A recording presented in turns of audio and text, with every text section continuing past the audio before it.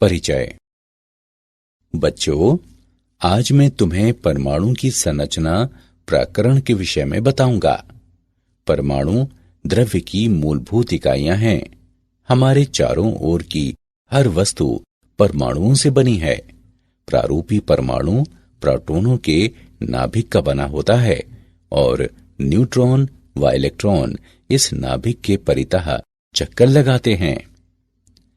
शिक्षक महोदय, मेरा एक प्रश्न है। हमारे चारों ओर की वस्तुएं विभिन्न पदार्थों से बनी हैं, तो यह कैसे संभव है कि परमाणु द्रव्य की आधारभूत इकाइयां हैं? शाबाश, अच्छा प्रश्न है राकेश। जैसा कि तुम जानते हो कि सभी वस्तुएं विभिन्न सामग्रियों जैसे कि प्लास्टिक, रबर, लोहे इत्यादि से बनी होती हैं। इनमें अणुओं के विन्यास तथा प्रकार अलग अलग तरह के होते हैं तथा अणु या दो से अधिक परमाणुओं का समूह होता है। तो इस तरह से परमाणु ही मूलभूत इकाई हैं। छात्रों, आइए परमाणुओं के बारे में और अधिक चर्चा करें।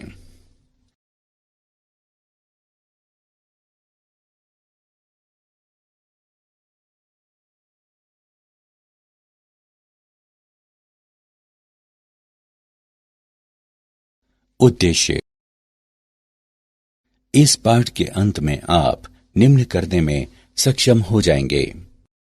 परमाणु के थॉमसन मॉडल को जानना, अल्फा कणों के प्रकीर्णन के प्रयोग का वर्णन करना, अल्फा कणों के प्रकीर्णन के प्रयोग को समझना, रदरफोर्ड के परमाणु मॉडल का वर्णन करना, इलेक्ट्रॉन की कक्षा को परिभाषित करना, परमाणुवीय स्पेक्ट्रम का विश्लेषण करना, हाइड्रोजन परमाणु के बोर मॉडल की विवेचना करना, हाइड्रोजन परमाणु के ऊर्जा स्तरों के बारे में जानना, हाइड्रोजन परमाणु के लाइन स्पेक्ट्रम का विश्लेषण करना, बोर के द्वितीय अभिगृहित का दे ब्रॉगली के स्पष्टीकरण के बारे में जानना।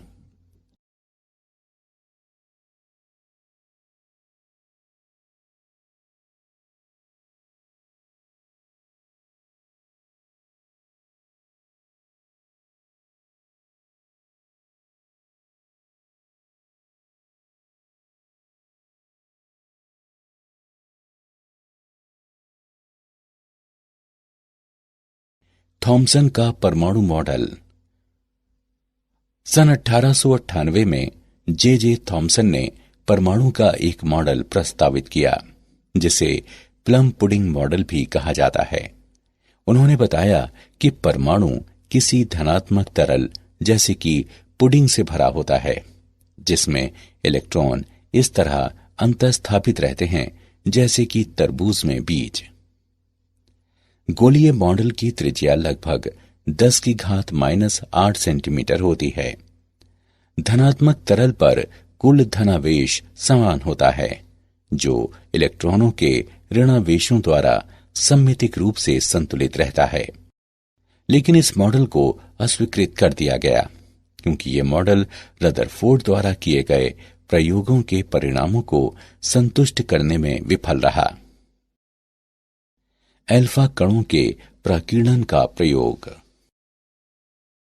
रदरफोर्ड ने धातु की पतली पन्नियों पर अल्फा कणों को प्रक्षेपित कराया और प्रक्षेपित कणों के विक्षेपण वाले पथों का अवलोकन किया। प्रायोगिक व्यवस्था। एक रेडियोधर्मी स्रोत से उत्सर्जित अल्फा कण लेड की ईंटों से गुजरकर एक संकीर्ण पुंज के रूप में संरेखित होते हैं। पुंज को धातु की एक पतली पन्नी पर प्रक्षेपित कराया गया, जिसकी मोटाई 2.1 गुणे 10⁻⁻7 मीटर थी। प्राकीर्णित अल्फा कणों का विक्षेप मापने के लिए एक घूर्णी संसूचक का प्रयोग किया गया, जिसमें जिंक सल्फाइड का एक पर्दा और एक सूक्ष्मदर्शी था। प्रेक्षण।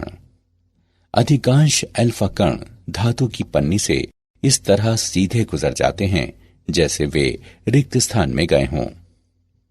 आपतित कणों में से केवल 0.14% ही 1 डिग्री से अधिक प्रकीर्णित होते हैं।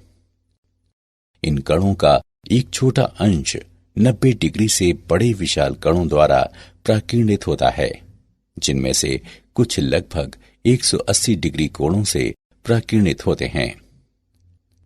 रदरफोर्ड ने निम्न मान्यताओं के आधार पर एक सिद्धांत विकसित किया। अल्फा कण और नाभिक बिंदु द्रव्यमान एवं आवेश होते हैं। अल्फा कणों तथा नाभिक के बीच केवल एक वैद्युत स्थैतिक प्रतिकर्षी बल कार्य करता है। अल्फा कणों की तुलना में नाभिक इतना भारी होता है कि ये उनकी अन्योन्य क्रिया के दौरान गति नहीं करता।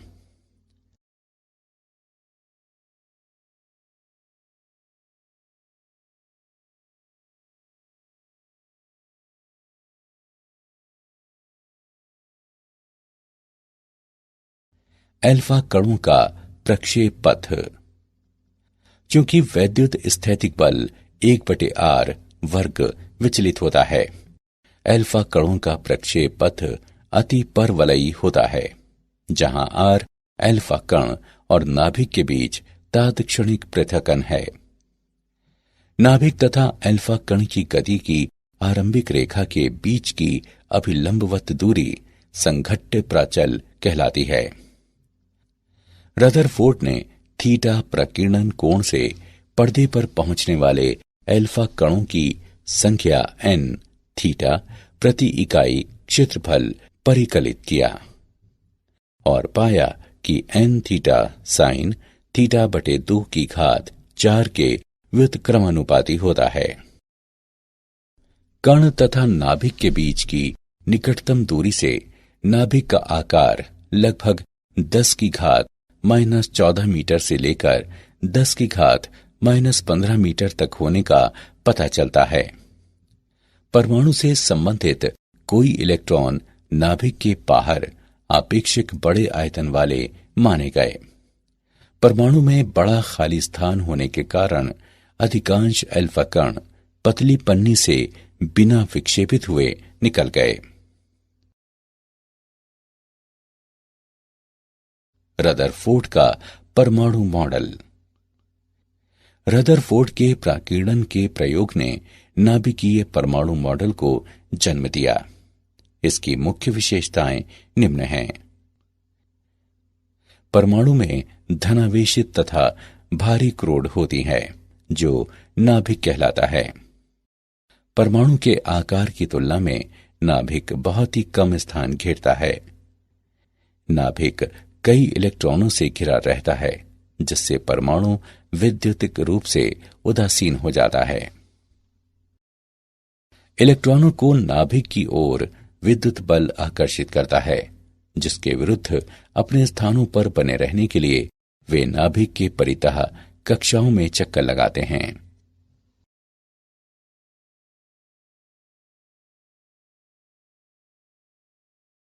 इलेक्ट्रॉन की कक्षाएं। रदरफोर्ड के परमाणु के नाभिकीय मॉडल ने परमाणु को एक वैद्युतिक उदासीन गोले के रूप में चित्रित किया, जिसमें केंद्र में एक अत्यंत छोटा, भारी और धनावेशित नाभिक होता है, जो अपनी गतिशील रूप से स्थिर कक्षाओं में घूमते इलेक्ट्रॉनों से घिरा होता है।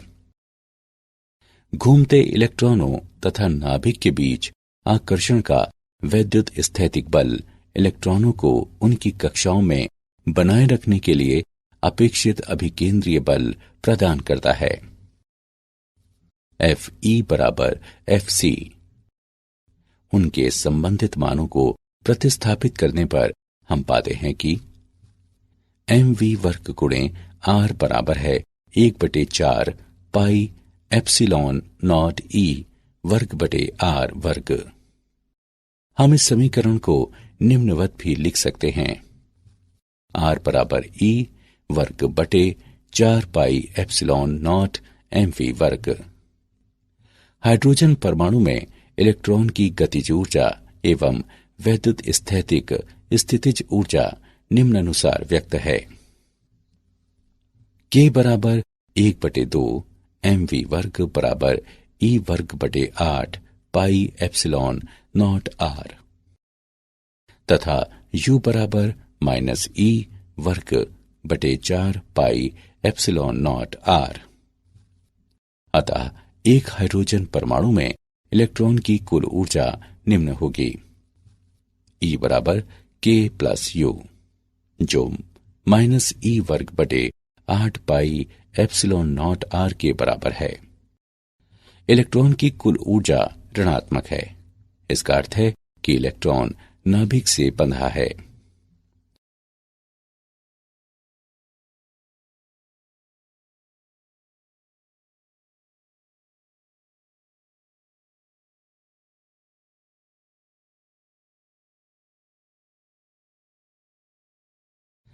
परमाणुवीय स्पेक्ट्रम।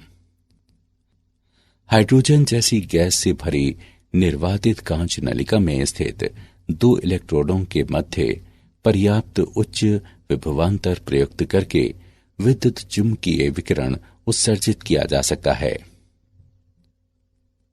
यदि उत्सर्जित रेखाओं का विश्लेषण किया जाए तो विविक्त रेखाओं की श्रृंखला देखी जाती है, जिसमें प्रत्येक रेखा एक विशिष्ट तरंग दैर्ध्य के संगत होती है। काली पृष्ठभूमि में चमकीली रेखाओं की ऐसी श्रृंखला उत्सर्जन रैखिक स्पेक्ट्रम कहलाती है।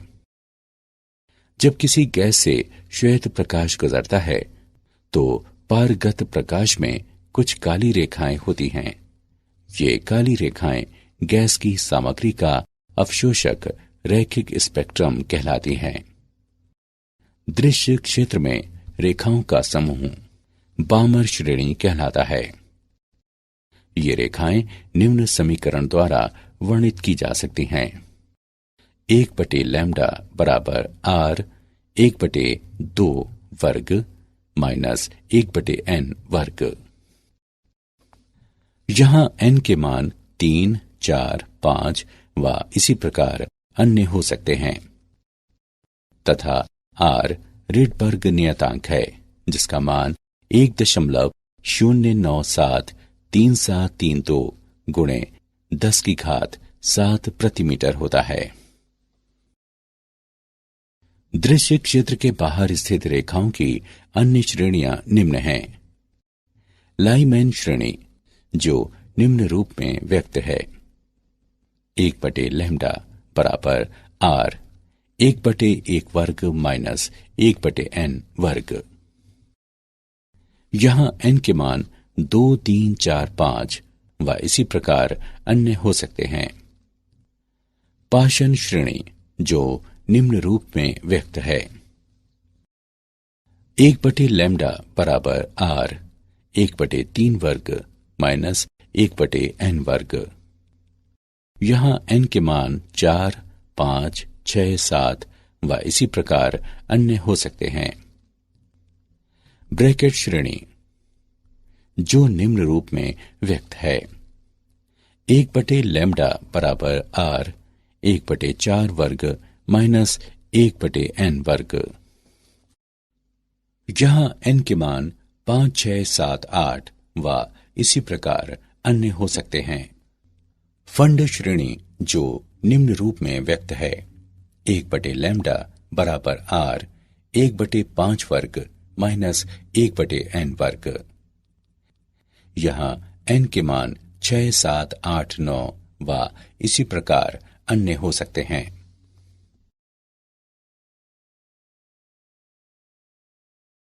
हाइड्रोजन परमाणु का बोर मॉडल।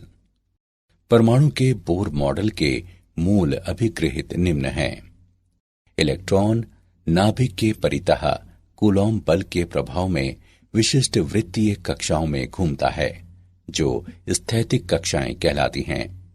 इन कक्षाओं में इलेक्ट्रॉन विद्युत चुंबकीय तरंगें उत्सर्जित नहीं करता, इसलिए परमाणु स्थायी रहता है। स्थैतिक कक्षाएं वे होती हैं जिनके लिए इलेक्ट्रॉन के कोणीय संवेग L का मान h/2 पाई का पूर्णांक गुणज होता है। L बराबर NH/2 पाई, जहां N कक्षा की क्वांटम संख्या के रूप में ज्ञात है तथा h प्लांक का नियतांक है। यदि इलेक्ट्रॉन एक स्थैतिक कक्षा से दूसरी स्थैतिक कक्षा में जाते हैं तो ये न्यू आवृत्ति का एक फोटॉन उत्सर्जित करता है जो EI माइनस EF बटे h द्वारा व्यक्त है। हाइड्रोजन परमाणु के लिए बोर कक्षाओं की त्रिज्या। हम जानते हैं कि हाइड्रोजन परमाणु के लिए वृत्तीय कक्षा की त्रिज्या E वर्ग बटे 4 पाई एप्सिलॉन नॉट mv वर्ग होती है। हमें nv कक्षा की त्रिज्या ज्ञात करनी है जो कोणीय संवेग पर बोर के क्वांटमीकरण नियम को संतुष्ट करती है। Ln बराबर m Vn और Rn का गुणनफल जो NH बटे 2 पाई के बराबर है, जहां n बराबर 1, 2, 3 और इसी प्रकार अन्य, तथा Vn इलेक्ट्रॉन की nv कक्षा में चाल है। इस समीकरण को निम्न रूप में लिखा जा सकता है। Vn बराबर NH बटे 2 पाई m Rn। उपरोक्त दोनों समीकरणों की तुलना करने पर हम वेग तथा nv कक्षा की त्रिज्या का व्यंजक प्राप्त करते हैं। Vn बराबर 1 बटे n गुणे E वर्ग बटे 2 एप्सिलॉन नॉट h तथा Rn बराबर n वर्ग गुणे h वर्ग एप्सिलॉन नॉट बटे पाई me वर्ग बराबर n वर्ग a नॉट, जहां a नॉट बराबर 0.529 एंगस्ट्रॉम।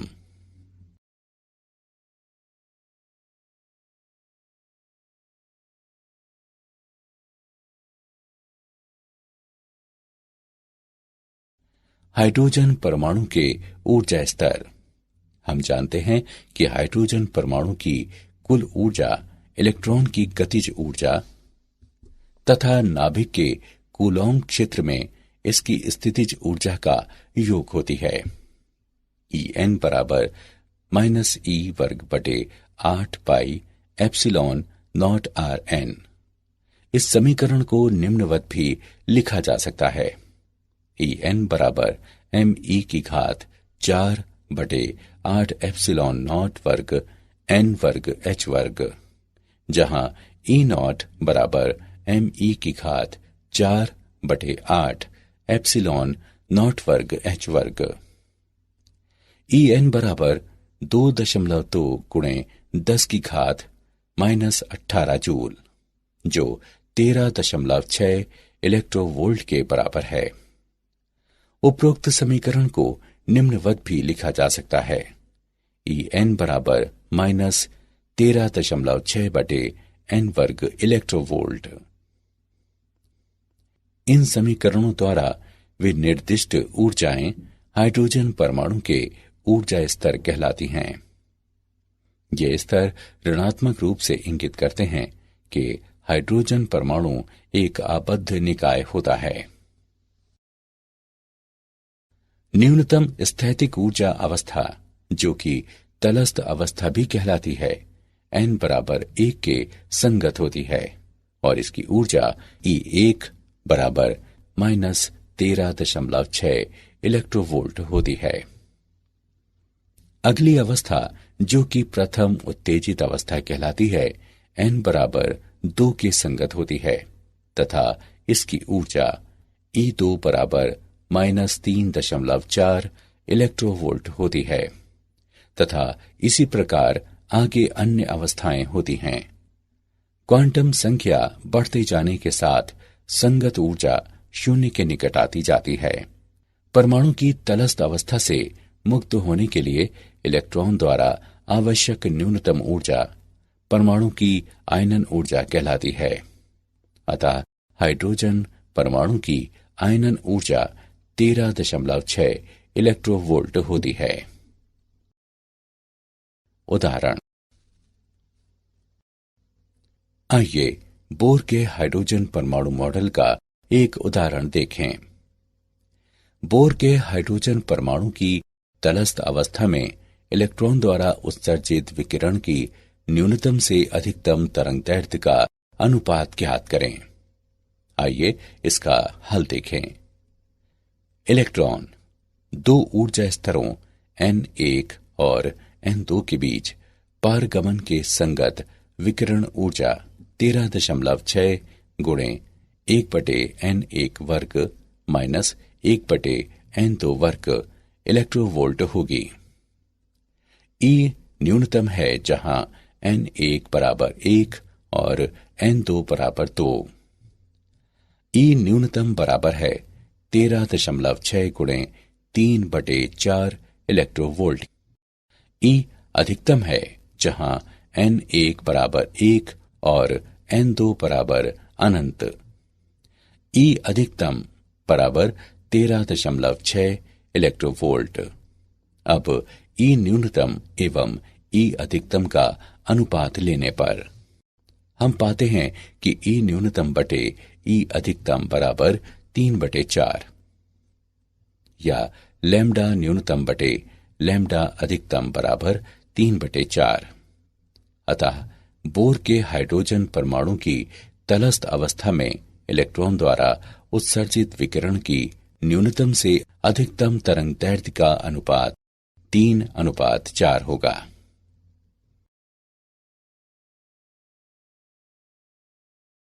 हाइड्रोजन परमाणु का लाइन स्पेक्ट्रम। परमाणुओं के निकाय में सामान्य तापमान पर अधिकांश परमाणु तलस्थ अवस्था में रहते हैं। यदि हाइड्रोजन परमाणुओं के ऐसे निकाय पर श्वेत प्रकाश डाला जाता है तो संक्रमित प्रकाश के विविध तरंगदैर्ध्यों वाले विकिरण नहीं होते। हाइड्रोजन का ये अवशोषण स्पेक्ट्रम लाइमैन श्रेणी के संगत होता है। इलेक्ट्रॉनों द्वारा विकिरण से ऊर्जा अवशोषित करने के पश्चात निम्नतर ऊर्जा अवस्थाओं से उच्चतर ऊर्जा अवस्थाओं में जाने पर अवशोषण स्पेक्ट्रम प्राप्त किया जाता है। अवशोषित विकिरण की आवृत्ति निम्न द्वारा व्यक्त है। h न्यू HL बराबर E उच्च माइनस E निम्न। कमरे के तापमान पर बहुत कम इलेक्ट्रॉन उच्च ऊर्जा अवस्थाओं n बराबर 2 और 3 में होते हैं। विभिन्न ऊर्जा स्तरों में इलेक्ट्रॉनों की संख्या तापक्रम द्वारा निर्धारित की जाती है। उच्चतर तापमान पर हाइड्रोजन के अधिक संख्या में इलेक्ट्रॉन n बराबर 2 स्तर में होते हैं। अवशोषण रेखाओं का तरंगदैर्ध्य उत्सर्जन रेखाओं के समान होता है। उत्सर्जित प्रकाश तथा अवशोषित प्रकाश की आवृत्ति परिकलित करने के लिए इस संबंध का उपयोग किया जाता है। E2 माइनस E1 बराबर h न्यू 12 जो Hc बटे लैम्डा 12 के बराबर है। बोर के क्वांटमीकरण के द्वितीय अभिग्रहित का दे ब्रॉगली द्वारा स्पष्टीकरण। दे ब्रॉगली ने कक्षा में घूमते इलेक्ट्रॉन के कोणीय संवेग पर क्वांटमीकरण प्रतिबंध की व्याख्या प्रस्तुत की। दे ब्रॉगली के अनुसार जब कोई इलेक्ट्रॉन एक परमाणु की स्थैतिक कक्षा में होता है तो ये एक प्रकार की अनुनादी स्थिति में होता है। इलेक्ट्रॉन के तरंग दैर्ध्य पर अनुनादी दशा के लिए आवश्यक होता है कि एक इसकी कक्षा की परिधि पर एक स्थायी तरंग बनाए रखी जाए। अतः इलेक्ट्रॉनों की कक्षा की परिधि में इसके दे ब्रॉगली तरंग दैर्ध्य की एक पूर्णांक संख्या होती है। 2πr बराबर n लैम्डा, जहां n बराबर 1, 2, 3 इत्यादि। m द्रव्यमान तथा v चाल वाले इलेक्ट्रॉन के लिए दे ब्रॉगली तरंगदैर्ध्य h बटे mv होगा। इसे इस रूप में लिखा जा सकता है mvr बराबर nh बटे 2π। ये बोर का कोणीय संवेग क्वांटमीकरण प्रतिबंध है। क्या आप जानते हैं ब्रह्मांड में परमाणुओं की संख्या लिखने के लिए 10 से 80 शून्य लगाने होंगे। कुछ निश्चित दशाओं में परमाणुओं को 200 प्रकार के अल्पजीवी अवपरमाणविक कणों में विभक्त किया जा सकता है। नाभिक के कण विविध अन्य अति सूक्ष्म कणों से बने होते हैं जो क्वार्क कहलाते हैं। 1890 के दशक में वैज्ञानिकों का विचार था कि परमाणु बिलियर्ड की गेंदों की तरह ठोस होते हैं और पूर्णतः अविखंडनीय होते हैं। इलेक्ट्रॉन प्रोटॉनों से 1836 गुने छोटे होते हैं, इसलिए इनका भार लगभग नगण्य होता है। सारांश। आइए हमने जो कुछ सीखा है उसे संक्षेप में दोहराएं। कण तथा नाभिक के बीच की निकटतम दूरी से नाभिक का आकार लगभग 10⁻⁻14 मीटर से लेकर 10⁻⁻15 मीटर तक होने का पता चलता है। परमाणु में धनावेशित तथा भारी क्रोड होती है जो नाभिक कहलाता है। परमाणु के आकार की तुलना में नाभिक बहुत ही कम स्थान घेरता है। नाभिक कई इलेक्ट्रॉनों से घिरा रहता है, जिससे परमाणु वैद्युतिक रूप से उदासीन हो जाता है। इलेक्ट्रॉनों को नाभिक की ओर विद्युत बल आकर्षित करता है, जिसके विरुद्ध अपने स्थानों पर बने रहने के लिए वे नाभिक के परितः कक्षाओं में चक्कर लगाते हैं।